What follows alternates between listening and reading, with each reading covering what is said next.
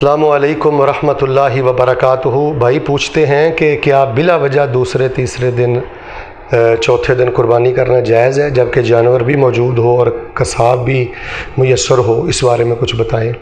دیکھیں جی، ایام تشریق یہ ذبح کے ایام ہیں، دوسرے تیسرے اور چوتھے دن تک آپ جانور ذبح کر سکتے ہیں، لیکن رسول اللہ صلی اللہ علیہ وسلم کی احادیث سے پتہ چلتا ہے کہ سب سے زیادہ اجر و ثواب والا دن وہ یوم النحر ہے، وہ 10 ذی الحجہ کا دن ہے۔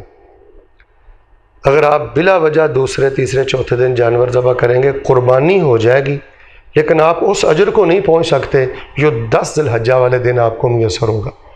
لہٰذا کوئی اپنے رشتہ دار کا انتظار کرتے ہوئے دوسرے دن قربانی کرتا ہے، کوئی کہتا ہے جی کل ہمارے چچا نے کی ہے، آج ہم کریں گے، پرسوں ہمارے ماما جان کریں گے، فلاں صاحب کریں گے، تو یہ طور طریقے ٹھیک نہیں ہے جی۔ اللہ کو خوش کرنے کے لیے آپ نے جانور ذبح کرنا ہے، اللہ کی رضا کے لیے کرنا ہے، پہلے دن کریں۔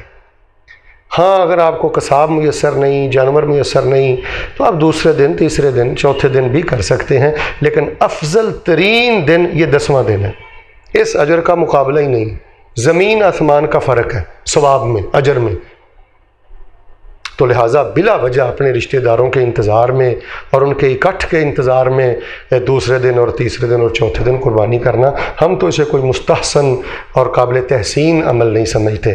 اللہ تعالیٰ مجھے اور آپ کو پہلے دن ذوق اور شوق کے ساتھ جانور ذبح کرنے کی، اونٹ نحر کرنے کی سعادت نصیب فرمائے۔